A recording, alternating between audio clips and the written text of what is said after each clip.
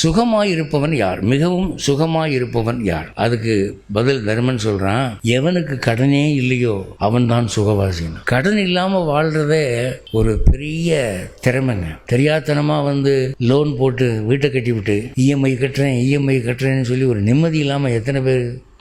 இங்கேருந்து ஃபாரின் போனவன்லாம் என்ன பண்ணுறான், $100,000 லோன் போட்டு ஒரு வீட்டை வாங்கி விடுறான். $100,000 என்னைக்கு நீங்கள் கட்டி முடிக்க போகிறீங்க? நான் ஃப்ரான்ஸுக்கு போயிருந்த போது இதே கதை தான். ஒரு நண்பர் வீட்டுக்கு போயிருந்தேன். அவர் சொந்த வீடு வச்சுருந்தாரு.